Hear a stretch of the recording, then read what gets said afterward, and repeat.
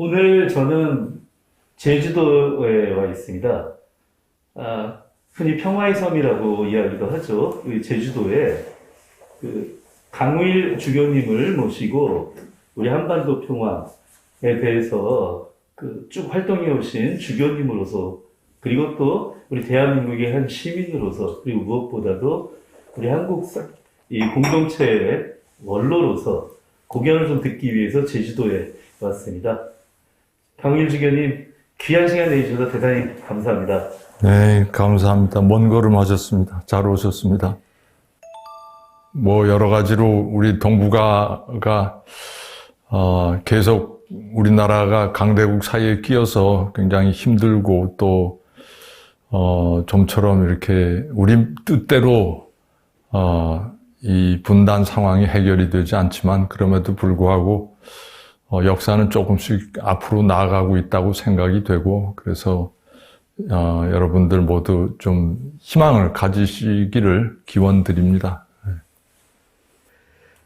먼저 인터뷰 시작하면서 첫 번째 질문은 딱딱한 이야기보다도 주교님 요즘 근황은 좀 어떠신지. 아무래도 제주도에 계시다 보니까 이렇게 전에 듣는 얘기로만 많이 좀 듣게 됐는데요. 주교님께서 직접 한번 그 주교님 근황이 어떻게 지내시는지 한번 소개 말씀 좀 부탁드리겠습니다. 예, 저는 2002년도에 서울에서 제주로 내려왔고요. 그리고 쭉 이제 제주 교구, 주교로 이렇게 있다가, 교구장으로 있다가 지난 2020년 11월로, 로마 교황청에서 이제, 제가 이제 그만하겠다고 이렇게 말씀을 사의를 표명을 드렸고, 그래서 한참 전에, 그래서, 지난 2020년 11월 22일로 이렇게 퇴임, 인준이 나서 퇴임을 하고, 그 후로는 지금 한 1년 가깝게 됐습니다만, 요새는 아주 편하게 이렇게 백수의 삶을 즐기고 있습니다. 예. 주교님이 백수라고 하시니까 참 재밌었습니다. 저희가 보기에는 이 신부님들, 주교님들은 실제 어떤 직분을 맡으셔서 이렇게 활동을 하시거나 그렇지 않거나 늘 신부님이고 주교님이니까 바쁘실 거라고 생각을 해왔었거든요. 2020년에 퇴임하셨으면 어쩌면 퇴임 직전에 우리 한반도 상황이 정말 천국에서 지옥으로라고 표현해야 될까요? 정말 냉탕과 온탕을 이렇게 오간 상황이 아닌가 싶습니다. 2018년 평창 올림픽을 거치면서 세 차례 남북 정상회담이 있었고, 북미 정상회담도 2019년 2월까지 하면 이제 두 차례가 열렸는데요. 그 이후에 북미 대화와 남북 관계가 이렇게 조용하게 거의 단절이 되고 오히려 악화되는 듯이 보였다가 최근에 다시 종전선언 이런 논의가 좀 나오고 있는데요. 네. 2018년 이후부터 지금까지 한반도를 둘러싼 국제정세 어떻게 흘러온 것이고 또 앞으로 어떻게 될까, 주교님은 어떻게 보고 계신지 궁금합니다. 제가 이렇게 국제 정치의 어떤 전문가도 아니고, 제가 뭐라고 이렇게 단정적으로 말씀드리기는 좀 어렵겠지만, 그러나 제가 개인적으로 바라보고 느끼고 한 것은, 저도 다른 국민, 시민들이나 마찬가지로, 트럼프 대통령 시절에 이제 한미 또 북한 정상들이 만나서, 이야기가 정말 급진전되는 것 같은, 적어도 이제 눈에 보이는 모습은 이렇게 정상들이 만나고 이렇게 회담을 하고 하는 그런 과정에서, 특히 판문점에서 이제 이렇게, 남북 정상이 아주 친밀한 분위기를 연출하면서 이렇게 만나고, 그래서, 뭔가 정말 이루어지나 하고 그 기대를 이렇게 걸었고 또 희망도 이렇게 가졌고 그렇습니다. 그러나 역시 그것은 좀 성급한 그 기대였지 않는가 하는 현실이 이렇게 드러났죠. 저는 그 과정을 보면서 역시 큰 어떤 그 강대국의 국익을 위한 어떤 그 정치적인 역학구도 이런 것을 참 뛰어넘기가 힘들구나 그런 생각을 많이 했습니다. 결국은 모르겠어요. 트럼프 대통령이 정말 진심으로 이렇게 한반도의 어떤 획기적인 평화적 행보를 하고 싶었는지 어쨌는지는 모르겠는데 미국의 행정부 전체적인 흐름은 그거를 용납을 할 수가 없었던 것 같아요. 이렇게 제가 보기에는 어떤 의미로 이렇게 큰 구도로 봐서는 미국이 이제 지금 세계 가장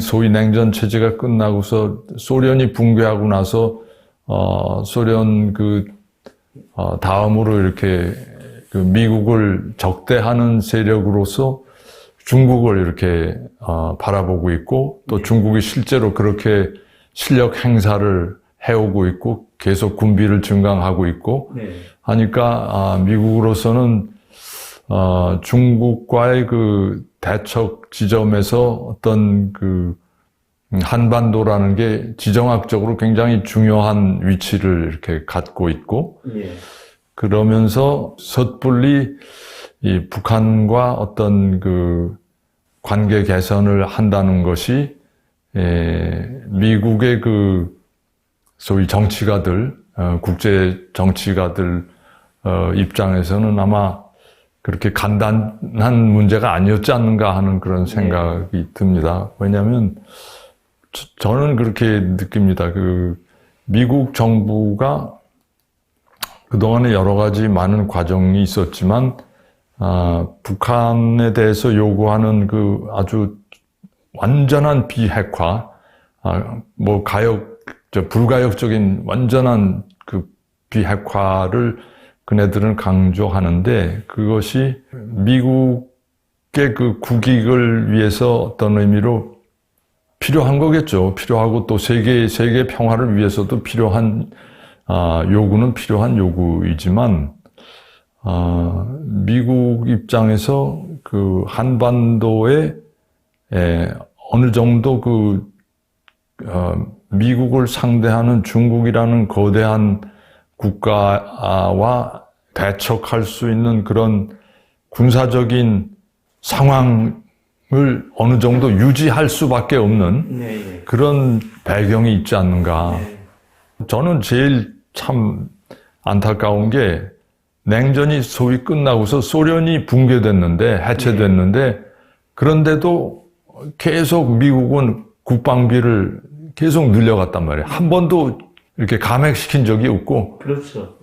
계속 늘려왔어요. 그거는 결국 미국 정부를 이끄는 주류들이 미국의 국방 경제하고 굉장히 이렇게 긴밀하게 연결이 돼 있는 것으로 느끼고 1960년대에 아이젠하워 대통령이 퇴임하면서 군 출신 아닙니까? 장성 출신의 아이젠하워 대통령이 자기 재임 기간 동안에 이미 군대와 소위 방위산업체하고 이게 엮어져서 군산복합체라는 어떤 그런 새로운 양상을 보면서 그걸 굉장히 염려하면서 자기 퇴임하는 퇴임사 중에 미국의 미래를 걱정하는 군산복합체 때문에 미국의 민주주의와 이 미국의 미래가 좀 염려된다는 식으로 이렇게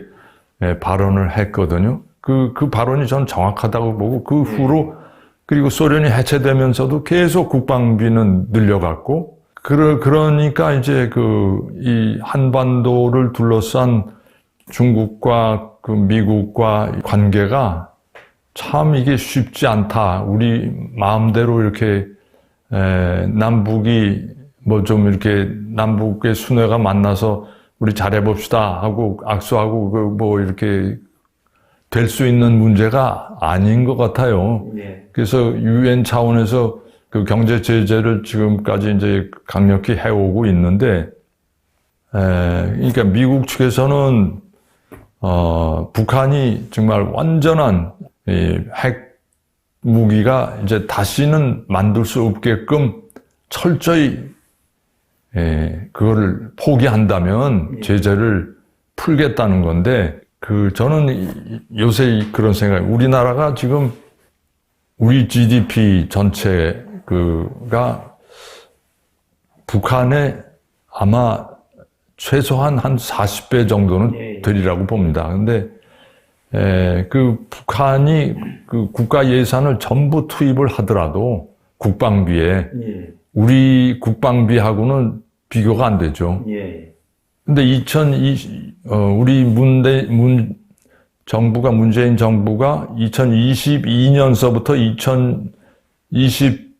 2026년까지 5년 동안에 걸쳐서 해마다 4조 원씩 국방비를 늘려가서 그러면서 지금 2022년이 55조 원 정도인데 우리 국방비가 해마다 그 4조 원씩 더 플러스 해가서 올려가지고 2026년에는 그 해에 약 70조 원의 국방비가 투입이 될 거고, 그러니까 도합 5년 동안에 약 315조 원의 그 국방비를 투입을 하게 됩니다. 근데 한국만 해도 그렇고, 그러니 이 미국은 뭐 우리하고 또 비교가 안 될 정도의 어마어마한 국방력을 가지고 있고, 북한으로 봐서는 이건 정말 어디 있죠. 유치원도 못 간 그 어린이가 대학생 둘하고 상대하는 그런 상황인데,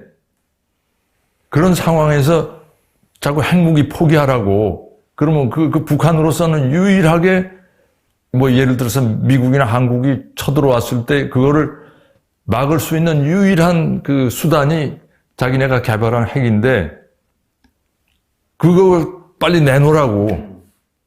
그게 김정은이가 상식적으로 생각해도 우리가 못 내놓을 거예요.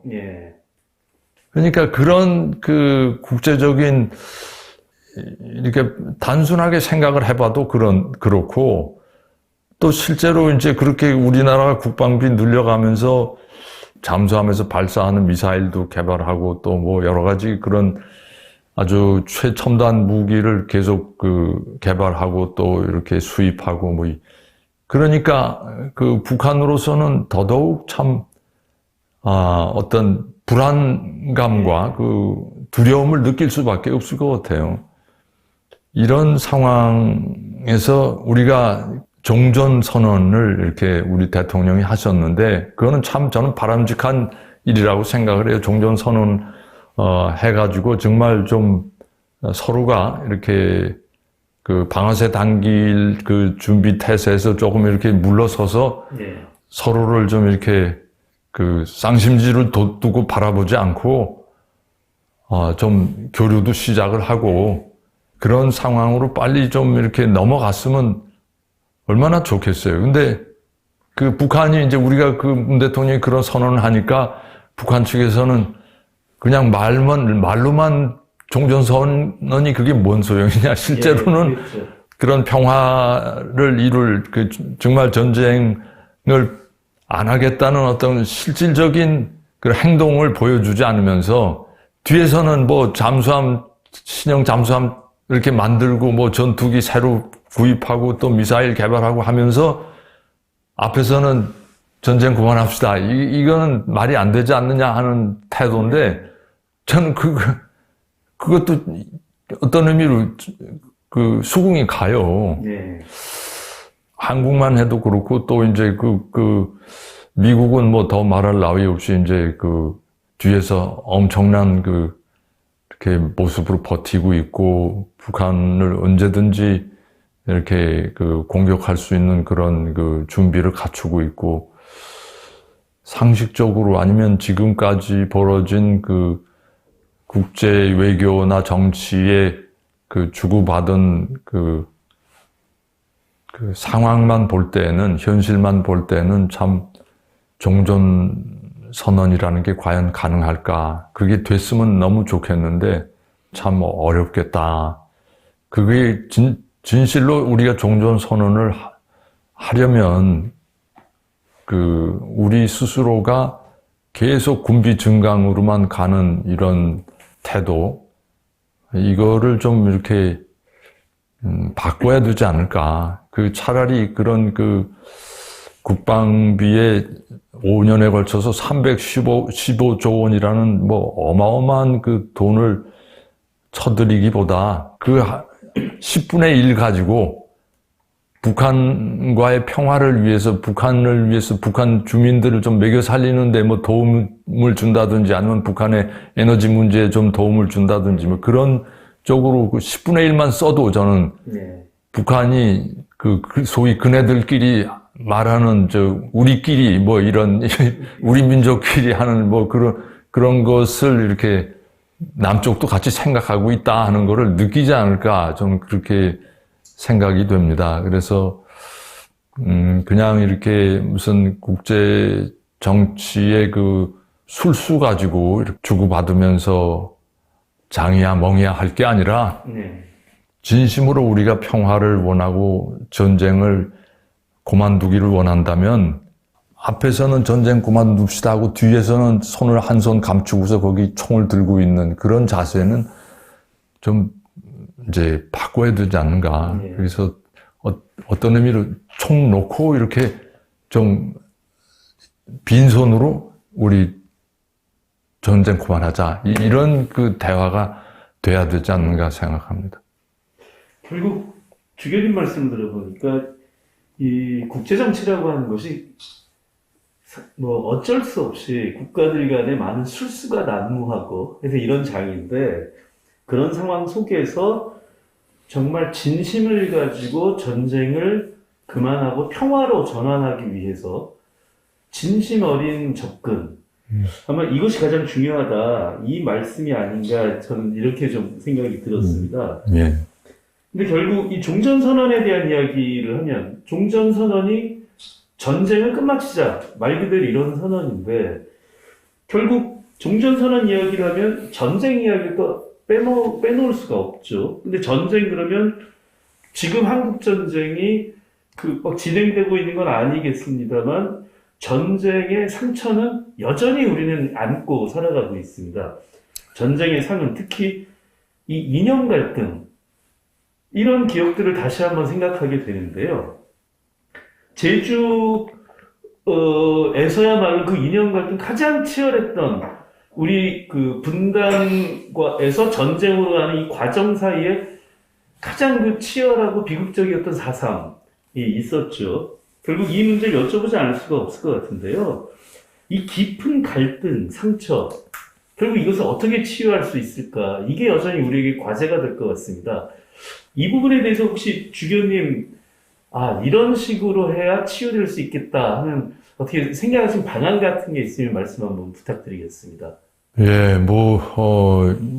이념 문제로 인한 이 갈등이 전 세계가 지난 거의 100년 가깝게 우리가 알아온 어떤 병이죠. 근데 이게 그렇게 쉽게 해체되지는 않겠지만, 우리가 그것을 좀 극복하려면 그 원인이 뭔가를 좀 우리 시민들 모두가 이렇게 좀 깊이 성찰을 해야 될 필요가 있다고 봅니다. 사실 우리 한반도는 한반도의 이 이념적인 갈등이 생긴 거는 일제강점기가 끝나면서 이렇게 어느 날 갑자기 좌우의 큰 어떤 사상적인 아니면 뭐 이념적인 그 그룹이 형성이 되면서 서로가 그 전까지는 다 그냥 한 민족이고 뭐 같은 조선 사람이고 네. 그러다가 어느 날 갑자기 한쪽은 우익이고 한쪽은 좌익이고 뭐 이렇게 돼서 그냥 철천지의 원수로 어느 날 이 나라가 분단이 되면서 그렇게 됐단 말이에요. 그 분단이라는 게 결국은 이 사회주의 체제를 이룩한 그 소련과 또 이제 그 자유진영, 소위 자유민주주의 진영을 대표하는 미국이 이 서로가 맞서면서 결국 한반도가 이렇게 저 두 쪽이 나버렸는데, 그러니까 그 이념이라는 거는 우리의 그 태생, 우리가 가지고 난 것도 아니고, 우리 한반도에서 개발한 것도 아니고, 우리 한국 사람들이 연구해낸 것도 아니고, 그냥 어느 날 갑자기 바깥에서 덮어 씌워진 고약한 가면이죠. 네. 그러니까 우리가 지금까지 그 해방 이후 그 70년이 넘는 이 세월을 두고서 북한은 남쪽을 보고서 미제 그 무슨 뭐 괴뢰라고 하고 또 네. 우리는 또 북한 보고 또 뭐 마찬가지로 네.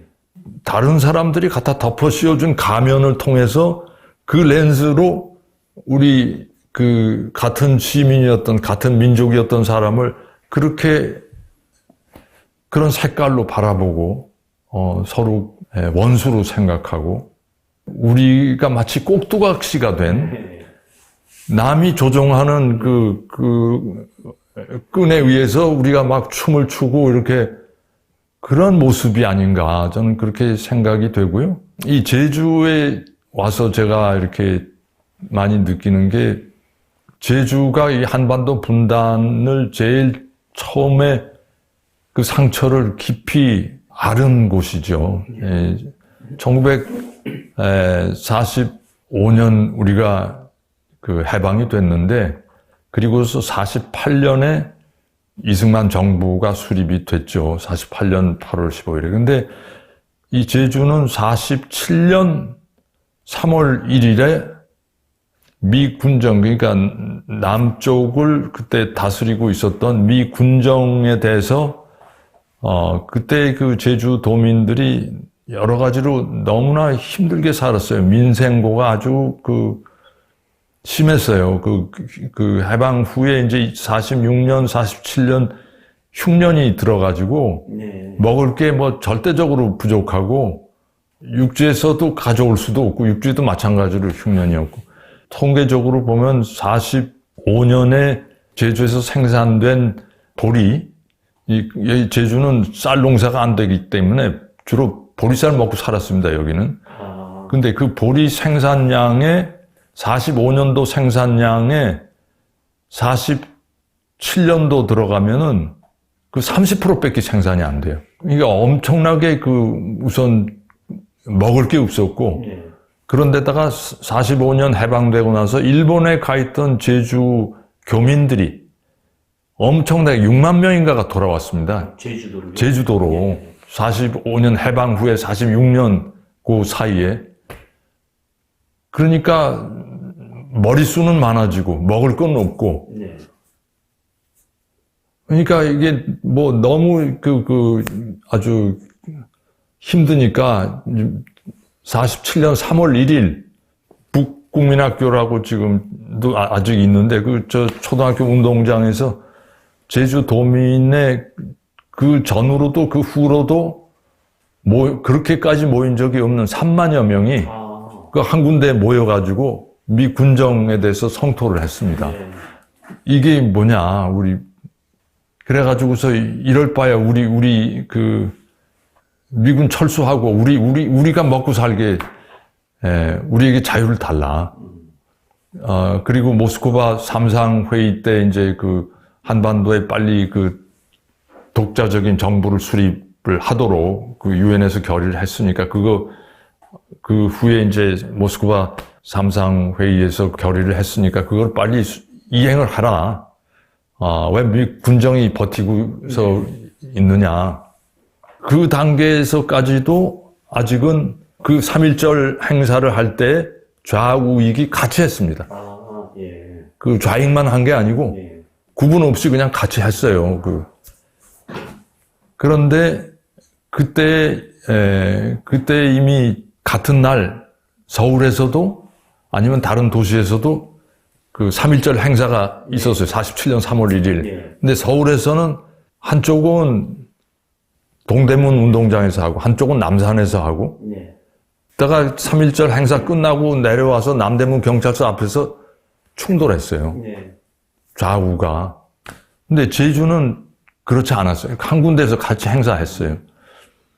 그러면서 그 후에 그 행사로 인해서 여러 가지 이제 그 무리가 야기되고 그러니까 미 군정에서 이제 그 책임자 찾아내라 해가지고서 뭐 얼마 안 되는 기간 안에 엄청나게 몇천 명을 잡아가가지고서 막 그 체포하고 고문하고 난리가 났어요.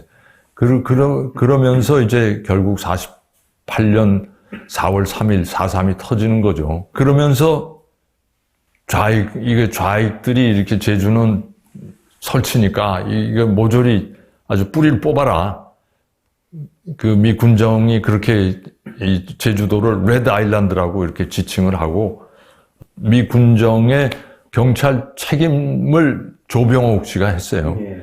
그 조병옥 씨가 말하자면 어떤 그 제주도의 빨갱이 소탕을 아주 강력하게 밀어붙이면서 그때부터 아주 제주도 지역 사회가 두 쪽으로 이렇게 갈라지면서 심하게 앓기 시작을 한 거죠. 그러면서 48년 11월에 그 제주도에 계엄령이 선포가 되고 그러면서 이제 본격적인 소탕 작전 그리고 초토화 작전이 벌어집니다.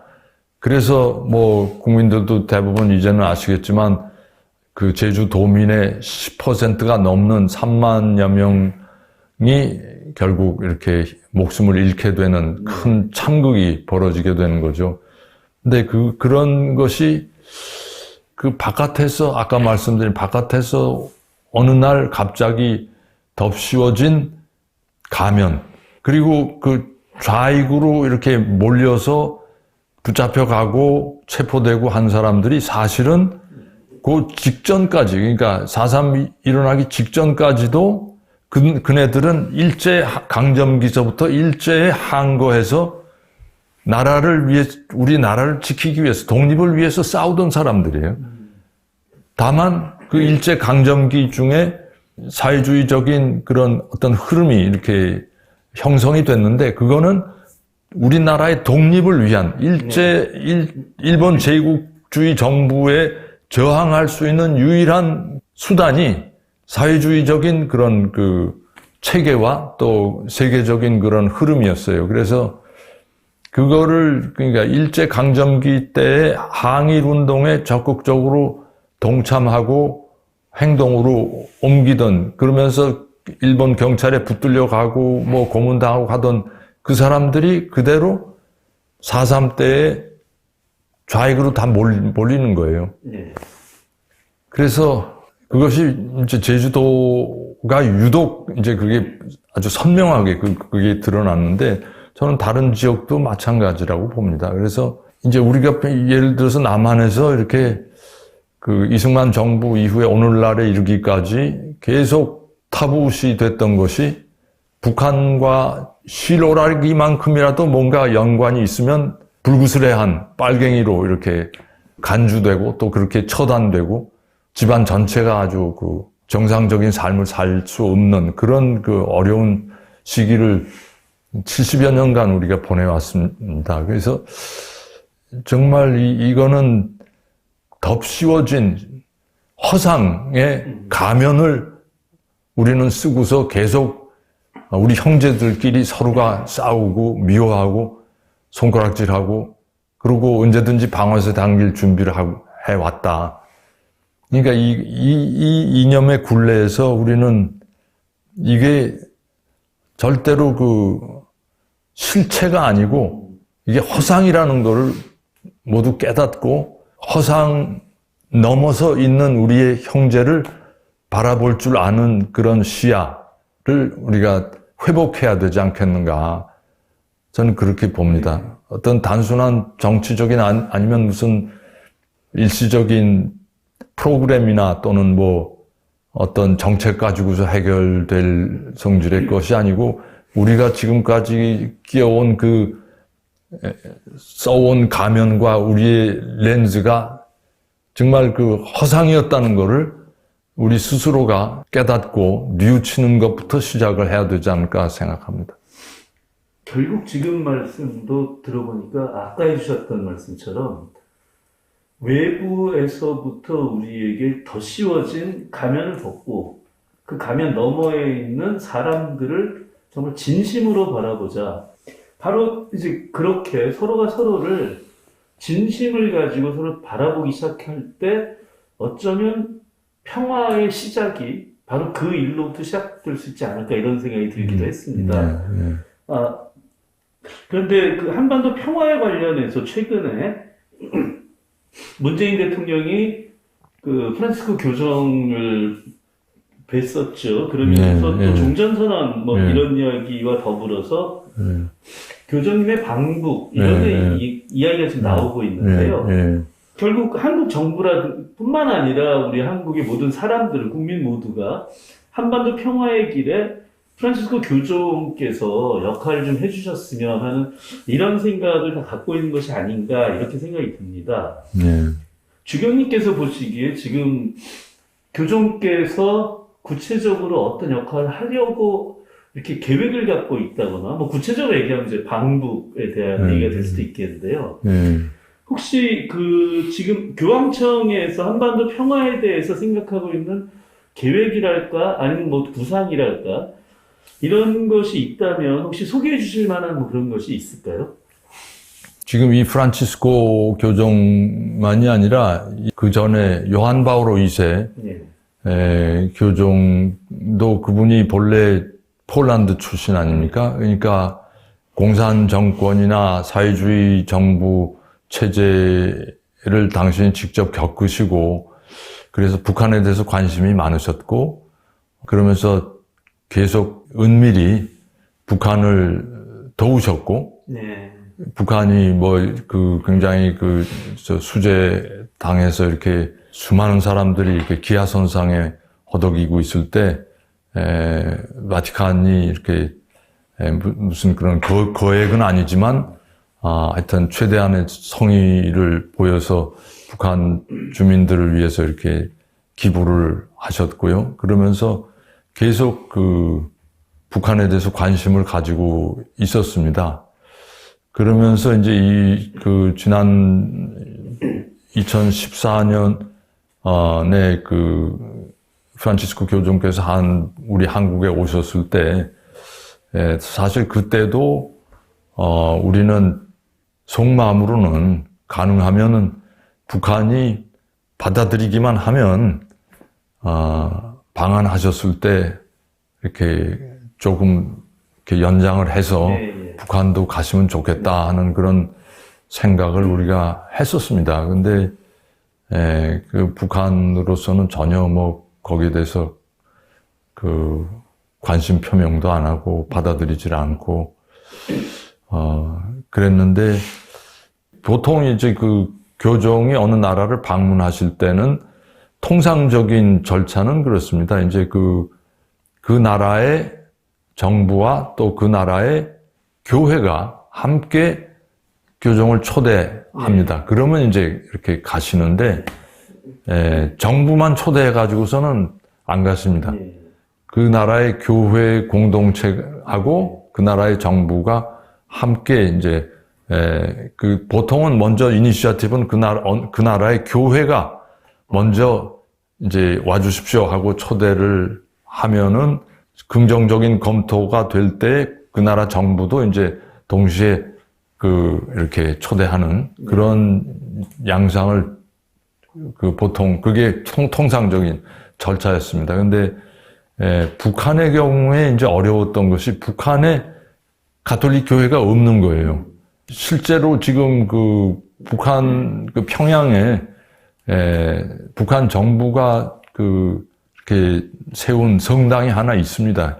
있기는 있는데 장충 성당이 있는데 평소에 이렇게 우리가 외국에서 누가 가면 거기서 이제 미사 지낼 수 있고 이렇게 하는데 평소에 교회 공동체가 이렇게 공식적으로 존재하려면 성직자가 다만 한 사람이라도 있어서 미사를 계속 지내고 공동체가 이렇게 계속 모임을 갖고 하는 그런 형태, 성사 집전이 이루어져야 교회가 있다고 우리가 공식적으로 인정을 하거든요. 근데 지금까지 그 교황청에서 계속 한 사람이라도 좀 있게 해달라.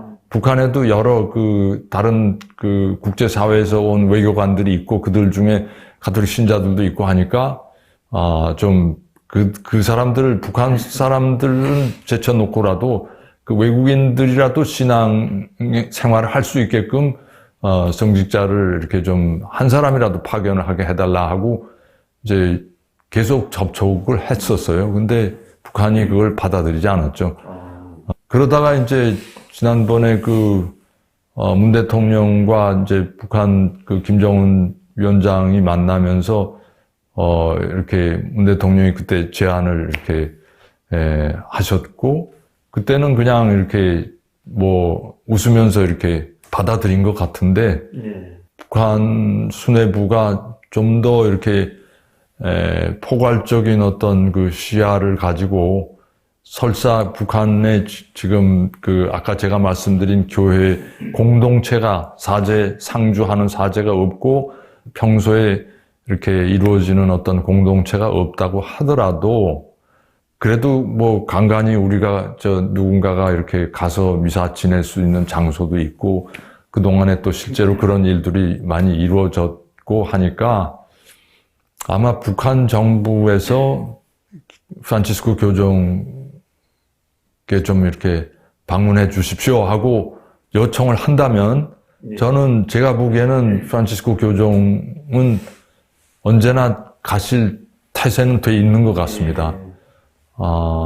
다만 이제 그쪽에서 요청도 안 하는데 내가 가겠어 하고 나설 수는 없는 문제고요. 그래서 최근에 하여튼 바티칸의 자세를 보면 제가 보기에는 굉장히 전향적으로 북한에 대해서 생각을 하고 계시는 것 같고, 북한 정부 측에 좀 이렇게 의사만 있다면, 동의만 있다면 언제라도 이렇게 방북이 가능하리라고 저는 봅니다. 그 교정은 굉장히 한반도 평화에 당신께서 할 수 있는 역할이 있다면 하시고자 하는 적극적인 의사를 가지고 있다. 이런 말씀이셨던 것 같아요. 오히려 어쨌든 그런데 이제 바티칸도 어떻게 보자면 하나의 공식적인 국가인데 국가가 국가 관계가 될 수 있기 때문에 북한 쪽의 정부의 초청이라든가 이걸 의전이라고 표현해도 될지 모르겠습니다만 그런 절차들이 있다면 아마 교정의 방북은 이루어질 수 있지 않겠냐 이런 말씀이신 것 같습니다.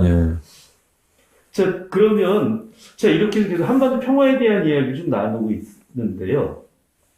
제주에 제가 오면서 좀 느꼈던 것이 제주 평화의 섬이라고 하는 프로젝트가 있고 제주 국제자유도시 이런 프로젝트가 공공의 영역에서 추진되고 있는 거 아닌가요? 제주가? 저는 제주 평화의 섬이라는 단어가 사실 노무현 대통령 때 생겼거든요. 공식적으로 이제 제주도 홈페이지에도 나오고 그랬어요. 근데 구체적으로 평화의 섬, 제주 평화의 섬이 어떤 형태로 뭐가 이루어지고 있는가를 구체적 내용을 캐보면 아무것도 없었어요.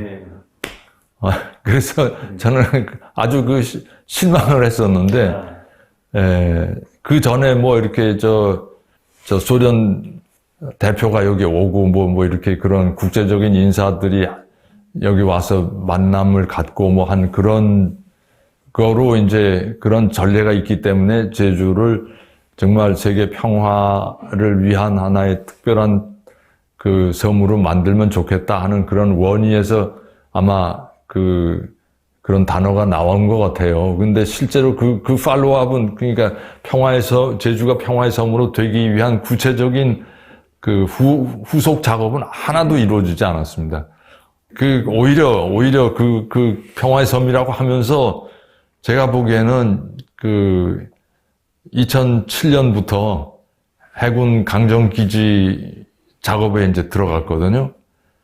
그러면서 그 평화와는 정반대되는 길을 갔으니까 저희가 보기에는 아주 그 평화의 섬이라는 캐치프레이즈만 크게 그 간판은 내걸고 밑에서는 열심히 딴짓을 해온 게 우리 정부의 그 실체다. 저는 그렇게 봤습니다. 저는. 그 관에서 주도했던 네. 그런 프로젝트에 대해서 굉장히 그 주교님 말씀을 들어보니까 실질적으로 진행된 건 없이 레토릭만으로만 있었기 때문에 굉장히 좀 실망하시고 불신을 갖고 계신 것 같은데요. 저는 이런 생각도 들었습니다. 예를 들어서 남북 정상회담을 하게 되면 늘 하는 이야기가 이제는 북한의 지도자가 우리를 방문해서 정상회담을 할 때가 되지 않았느냐. 늘 이제 이런 얘기가 있었고, 그런 얘기가 나오면 늘 가장 유력한 후보지로 손꼽히는 데가 또 역시 제주였는데요. 제주라고 한 지역의 정체성에 무엇인가 평화, 이런 것이 있다, 이런 생각을 하는 게 아닌가 싶기도 했습니다. 물론, 현실적으로 제주도가 육지가 아닌 섬이기 때문에 북한의 지도자가 우리를 방문했을 때 예를 들면 경호라든가 뭐 이런 면에 훨씬 좀 용이할 수 있다, 이런 현실적인 생각도 분명히 있었겠죠, 거기에는. 그럼에도 불구하고 제주란 지역이 갖고 있는 평화라는 정체성, 이거에 대한 생각들이 있었던 것이 아닌가 이렇게 보여지는데요. 최근에 시민사회에서는 제주를 평화지대로 만들자, 이런 논의가 좀 있는 걸로 알고 있습니다. 그러니까 지금 말씀하신 것처럼 제주를 평화의 섬이라든가 이런 것이 레토릭으로만 그치고 있으니까 실질적으로 평화를 만들어 나가는 지대를 만들기 위해서, 예를 들면 뭐 조금 전에 말씀드렸던 것처럼 남북 정상회담의 장소일 수도 있고, 혹은 동북아의 평화에 대한 어떤 회담을, 예전에 그 북핵 문제 해결을 위해서 육자회담 이런 것이 중국에서 주로 열렸었는데요. 그런 비슷한 것이 또 만들어지면 뭐 제주에서 그걸 개최를 해보자라든가, 혹은 동북아의 그 평화를 위한 국제 기구를 만들어서 그걸 이제 제주도에서 유치해서 한다든가, 이런 식으로 보다 구체적으로 남북의 평화, 한반도의 평화, 나아가서 동북아의 평화에 대한 구체적인 어떤 역할을 하는 지대로 제주도를 좀 만들어보자, 이런 논의들이 있는 것 같은데요. 다만 여전히 좀 추상적인 수준이긴 합니다. 근데 어쨌든 제주라고 하는 섬을 평화라는 정체성으로 갖고 와보자. 한마디로 얘기하면 취지는 이런 취지였던 것 같은데. 저는 거기에 대해서 아주 정말 적극 찬성합니다. 왜냐하면 저는 그 제주가 아까 4.3에 대해서 말씀드렸지만 4.3으로 인해서 그 수만 명이 이렇게 목숨을 무엇 때문인지도 모르면서, 영문도 모르면서 그냥 그 목숨을 빼앗기는, 그냥 그 이념의 어떤 그 족쇄를 채워가지고, 그런 그 참극을 겪으면서 몇십 년을 제주 도민들은 고통받으면서 살아왔어요. 그때 그 4.3 당시만이 아니라 그 후에 계속 이어지는 그 4.3과 관련된 가족들 모두가 연좌제에 걸려가지고서 아주 그 고역을 치렀고요.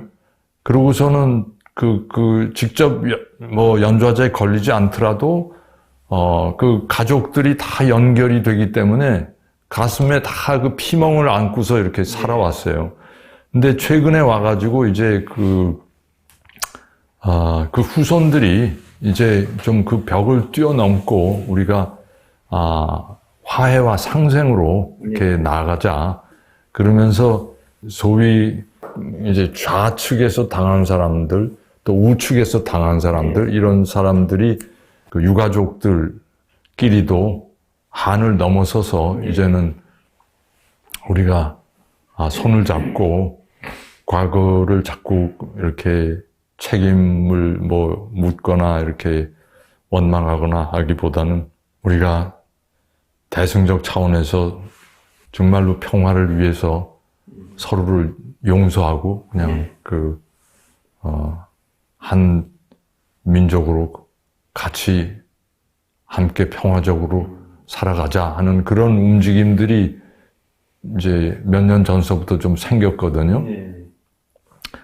그런 그 부분에서 제주도민들이 아마 그 좌우의 그 이념적 갈등을 뛰어넘을 수 있는 그 정신적인 여력은 아마 다른 지역 분들보다도 제주도민들이 훨씬 더 그만큼 아파왔기 때문에 그것을 뛰어넘지 않으면 안 되겠다는 그 어떤 그 정신적인 필연성을 느끼면서 살아온 거예요. 그래서 정말 그런 의미에서 제주도민 자신들이 평화를 갈망하는 그런 아주 깊은 원의가 있기 때문에 제주는 저는 평화의 땅으로서의 그 상징적인 그냥 캐치프레이즈가 아니라 실제로 제주도민이 가지고 있는 그 뜨거운 평화를 향한 염원이 있기 때문에 평화의 섬으로서의 역할을 할 수 있고 또 해야 된다고 생각이 되고요. 그러면서 뭐 실제로 또 이게 그 제주 곳곳에 옛날 그 4.3 때 희생된 사람들의 그 유적이라고 할까, 그런 장소가 있고, 그러면서 또 옛날에 일제강점기 말에, 그 일제가 이제 오키나와에서 미군이 상륙하면서 거기서 엄청난 육탄전이 벌어지고 수많은, 일본군이 죽고, 미군도 죽고, 오키나와 도민들도 죽고, 엄청난 희생을 거기서 몇십만 명이 죽어갔거든요. 그러면서 일본 그 군부에서 만약 일본 본토에 미군이 상륙할 경우에 최종적으로 이렇게 소위 그들의 말로 옥쇄를 감행하면서 마지막 순간까지 일본을 지킬 수 있는 그런 어떤 기지라고 할까, 요새를 생각을 한 거예요. 그걸 제주도하고 일본 북해도하고 두 군데를 생각을 했었어요. 그 후보지가. 근데 일본 군부에서 북해도가 아니고 제주를 택했어요. 1945년 그 초까지만 해도 제주에 주둔했던 일본군이 불과 100여 명밖에 안 됐어요. 근데 45년 8월에는 그때 6만 명이 들어왔어요. 일본군이. 그러면서 제주 곳곳에 그 요새를 만들고 굴을 파고 그러면서 이제 미군이 상륙해 들어오면 여기서 이제 옥쇄한다 하는 그런 최후의 요새로 제주를 만들었죠. 그 터가 지금 여기저기에 있는 거예요. 그리고 저 알뜨르 비행장도 어떤 의미로 거기에 이제 옛날 그들이 만들었던 대본영으로 쓰려고 지하 땅굴까지도 막 아주 크게 만들어 놓고 한 그 지역이 있거든요. 그래서 우리 제주도민들은 정말 일제강점기에서 당했던 그런 것들, 그 다음에 4.3에서 일어난 일들, 이런 것들을 정말 보면서 우리나라의 어느 지역 사람들보다도 정말 평화를 강하게 염원하는 사람들이고, 또 뭐 아까 말씀드린 그런 알뜰 비행장이나 그런 여러 곳에 그 전쟁의 유적이 아직 남아있고 그러니까 저는 우리 대한민국 국민들이 제주에 와서 그냥 아름다운 자연만 볼 게 아니라 그 옛날에 그런 아픔의 흔적들을 좀 방문하면서 소위 다크 투어리즘을 좀 하셨으면 좋겠다는 그런 생각이 들고, 그런 차원에서 볼 때도 제주는 정말 평화의 섬으로 이렇게 앞으로 가꾸어 갈 충분한 그 가치도 있고 또 그런 요소들이 이렇게 실제로 잠재하고 있습니다. 지금 주연이 말씀 듣다 보니까 사실 제가 가본 데가 하와이의 그 진주만 거기 가면은 그 당시 뭐 침몰했다는 그 배를 그대로 전시하고도 있고 이걸 한번 본 기억이 나고요.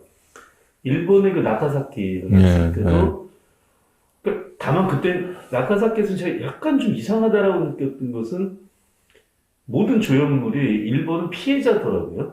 2차 세계대전의 가해자는 전혀 안 나오고 요 나가사키에서는 완전히 피해자로만 이렇게 원폭이 피해자로 되어 있던데 어쨌든 하와이나 일본의 나가사키 이런 데가 다 거기에서는 전쟁의 비극을 이야기하면서 평화를 이야기하기는 하는데 지금 주변의 말씀을 듣다가 보니까 오히려 그런 데보다 세계사적으로도 한반도 안에서만이 아니라 세계사적으로도 제주가 이 자체가 역사적으로 평화의 산 교육장이 될 수 있어요. 맞습니다. 그런 점이 우리가 오히려 그런 제주도인데 그런 것을 우리가 오히려 잘 모르고 있었구나 이런 생각이 좀 들었습니다. 그런 의미에서 아마도 제주 평화지대라고 하는 시민사회 일각에서의 논의가 앞으로 좀 더 구체화되고 발전될 수 있기를 좀 바라게 되네요. 자, 벌써 이제 지금 인터뷰 시작한 지도 시간이 꽤 흘렀는데요. 이제 마지막으로 이 평화의 길을 열어가고자 하는 선한 의지를 가진 모든 시민들에게 주교님 그 덕담, 마지막 인사말을 겸해서 덕담 부탁드리겠습니다. 평화라는 게 그 절대로 이렇게 힘을 가지고 대결을 하면서 절대로 평화는 올 수 없다고 저는 생각합니다. 힘을 포기하고 이렇게 정말 상대를 형제로 맞이할 때에 비로소 그 약한 사람을 약한 그대로 받아들이고 형제로 맞이할 때 그리고 힘을 가진 사람은 그 힘을 내려놓을 때 이게 참된 평화가 올 수 있지. 지금까지 그 대부분의 국가들 행정부들은 힘을 가지고 힘이 있어야 평화를 우리가 이룰 수 있다. 그렇게 이제 뭐 과거에 우리가 이제 조선시대의 그 일본 제국주의의 나라를 빼앗긴 그 체험 때문에 힘이 없으면 나라를 잃는다 하는 그런 어떤 아픈 그 체험 때문에 오늘날도 힘이 있어야 우리가 당하지 않을 수 있다. 6.25 때도 힘이 없어서 우리가 당했지 않느냐. 뭐 이런 생각들이 많이 우리를 지배해 왔죠. 그런데 실제로 역사 속에서 힘을 행사하면은 충돌과 전쟁이 일어나고 말지, 절대로 이렇게 힘으로써 아니면 전쟁으로서 무력으로서 평화를 정말 진실한 평화는 절대로 이루어지지 않는다는 게 역사의 저는 교훈이라고 생각합니다. 그래서 지난 해방 이후 오늘날까지 우리가 계속 대한민국이 다른 세계의 어느 지역에서도 볼 수 없게 이렇게 급속한 발전을 이루면서 성장해 왔는데, 그 성장과 더불어서 지금 우리나라의 저는 제일 큰 문제가 이게 양극화라고 생각이 됩니다. 1800년대 세계적으로 지금 우리나라뿐만이 아니라 19세기 말, 1800년대 말에 선진국과 후진국의 격차는 경제적으로 볼 때 1대5 정도였다고 하면 1960년대에는 1대15가 되고 900년대 말 2000년대 가까이 와서는 1대45의 격차가 벌어지거든요. 지금에 와서는 그게 아마 더 훨씬 벌어졌으리라고 생각합니다. 그래서 이런 사회 안에 국가 간의 평화만이 아니라 사회 안에서도 우리가 정말로 평화를 원한다면 이 갈수록 급속히 증가된 이 격차를, 양극화를 줄이기 위한 노력을 우리가 많이 해야지 사회가 우리가 평화 속에 살 수 있는데, 그렇지 않고 지금의 이 추세를 그냥 계속 이어가면, 제가 최근에 미국 갔다 왔는데요. 저희 가족이 거기 어머니랑 동생들이 있어서, 필라델피아라는 곳에 다녀왔습니다. 근데 그 전에도 제가 여러 번 거기 갔다 왔는데, 이번에 가서 피부로 느낀 게 치안이 굉장히 악화됐다는 겁니다.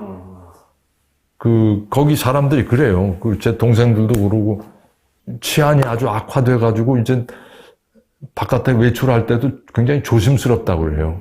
저는 그전에는 굉장히 가서 이렇게 편안하게 다니고, 그냥 이렇게 누구한테 뭘 이렇게 위해를 당할까 겁을 나거나 그런 적이 없는데, 우리 언론에서도 가끔 최근에 코비드 이후에 아시아인들이 막 이렇게 당하고 그랬다는 보도가 있지만, 그것만이 아니라 일반적으로 저소득층이 고소득층에 대해서 가지고 있는 원한과 미움이 갈수록 커져가지고서 그게 충돌이 되니까 이제 경찰이 그 사이에 끼었다가 경찰도 막 욕먹고 그러니까 이 경찰이 잘 나타나지도 않는데 요새. 그렇게 돼버리면 한 사회 안에서 평화가 깨지고 국가 간에도 마찬가지겠죠. 좀 우리가 정말 누구나 다 평화를 염원하고 있고, 정말 평화를 이루기를 바란다면 우리 사회 안에서부터 먼저 갈수록 극대화되는 격차, 양극화를 줄이기 위해서 우리가 상당히 노력을 해야 되지 않을까.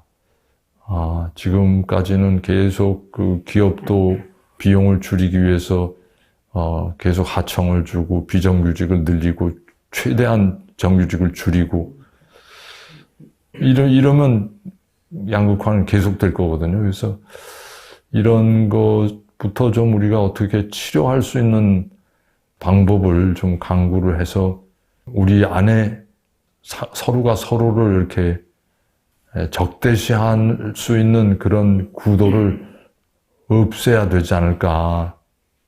상대를 그냥 나의 이익을 뺏어가는 사람 아니면 하여튼 그런 나와 함께 할 수 없는 그런 완전히 다른 그룹으로 이렇게 바라보는 그런 대립관계, 대치관계를 우리 사회에서 되도록 이렇게